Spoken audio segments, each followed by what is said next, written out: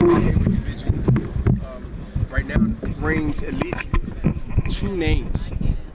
Bring at least two names, and one guy's in Europe and one guy's is here. That is to me is more fan friendly and also TV friendly. That's very important because nobody wants to put you on the network if the fight doesn't draw the eyebrows of the networks. Sounds like you considered it. Yes, and second,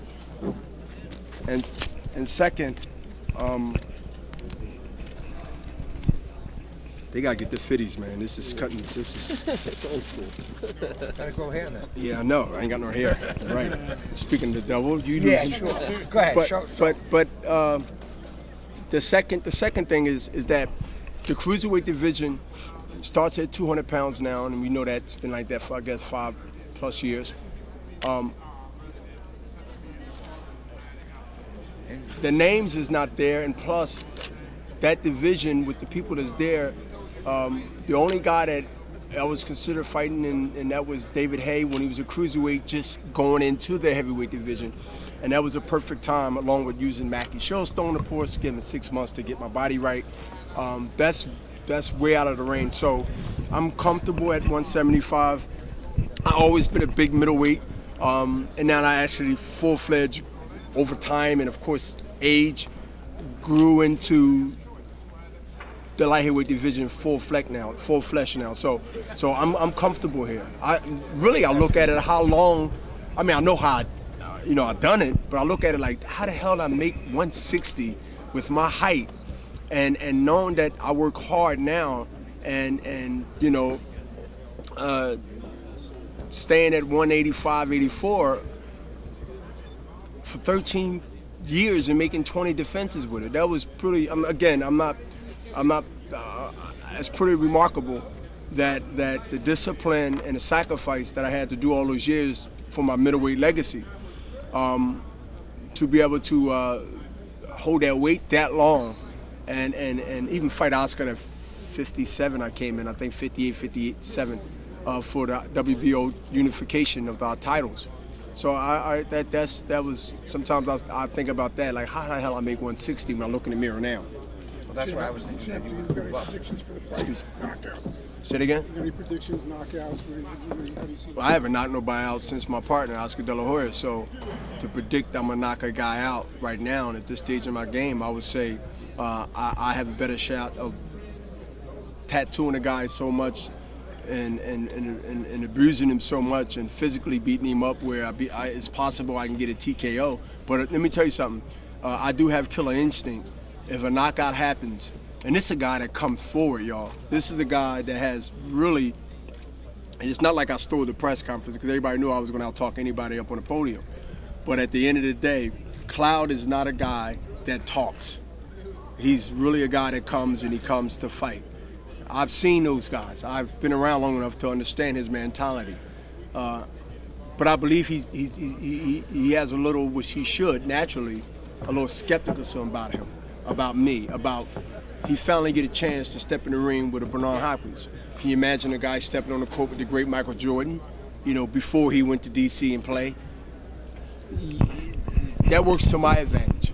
But works against my advantage if I'm not smart enough to understand that even nervousness of a person is dangerous because he's throwing to keep you off him, and he's throwing punches recklessly where he just hoping he hits something. And normally, sometimes, they hit something.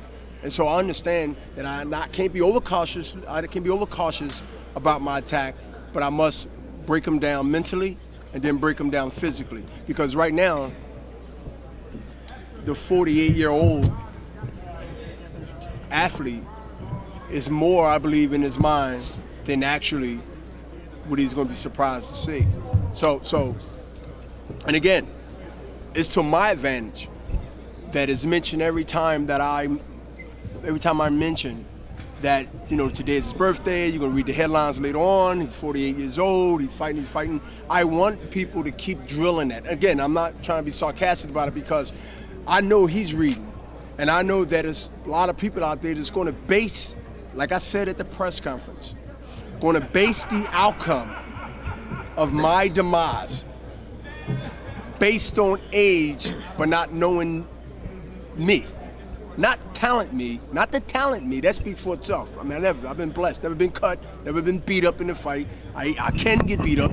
It's a chance you can when you step in that ring, and I know that. But I believe that anyone that's 27, 28, and he's 31 or 30, whatever, can't muster that a 48-year-old guy, maybe his aunt, uncle, father, mother, they might be my age, a little older, is going to beat my ass. I can't see a young guy in his 20s or early 30s thinking about that can happen to him. That's part of the young mentality. When you're young, you can jump off the building, you can do this, you can do that, and you survive most of the time. And you don't have thoughts about, well, what if he's not what they say he is? That's the game changer ringside when y'all watching. Like, yo, Bernard is just like massively letting this guy throw all these wide, Mike Tyson. I mean, this guy's already think about not the subliminal message, just think about the message. Don King had already put more pressure on a guy, and I helped smart enough and skilled enough to say, hey, this is coming with wisdom. Don didn't care, just called this man Mike Tyson. He didn't say this man is this, he is that. Now this man fights like he's want to knock everybody out until he ran into Buster Douglas. And one more point, I didn't took another load of bricks amongst the other stuff he got to worry about anyway, and put it on his shoulders and said, you know that this company is relying on you. That's brilliant. That's wisdom. That's what you call the truth, but that's what you call a seasoned guy that's seen it, done it all, like Bernard Hopkins, and a guy that don't understand where I'm going. Now, he already know that he got to carry all this on his shoulder, and I just put another skid of bricks on his shoulder and said, you know the company is right on you. Don King company is based on staying closed, staying open, it's basically closed, or open. Dana, you better get another job. You've been there 30 years, and it's the first time you had to go and try to find another job in 30 years. So you gotta understand, Cloud, you putting a lot of people out of work. He understands that. Because that's his last horse. Are you strong enough this age? Am I who? Do you feel strong enough this age? Well, I think when you old enough, you do get the man's strength. I feel like, You filled out as a full. you know what, I don't feel like I'm not strong, and I don't feel like that I'm stronger. I feel that I'm a complete late bloomer, seasoned fighter that can actually look at a guy's resume and style and know how to adapt quickly than I did when I was in my early 30s or late 20s.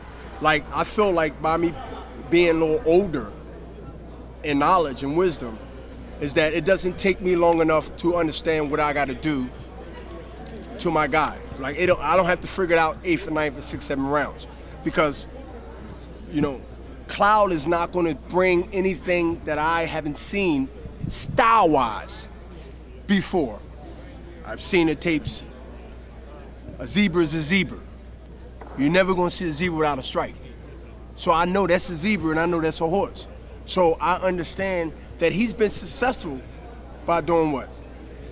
Coming forward, using his brute strength, wearing you down, and throwing the Mike Tyson punches. Well, you take a guy that's throwing punches like Mike Tyson was throwing, and they was coming, and they connected with something. But you take one of the skillful fighters who's 48 years old, never been cut, never been beat up, and you think you're gonna hit me with that? Are you absolutely serious? Experience over exposure, because McLeod's got all the exposure, but you've got all the experience. What experiences from the past are you going to bring into the ring that you know is going to be infallible for for Cloud March 9th? Great question, but you left one thing out that's on my side. The experience you gave to me, and you gave the exposure to him.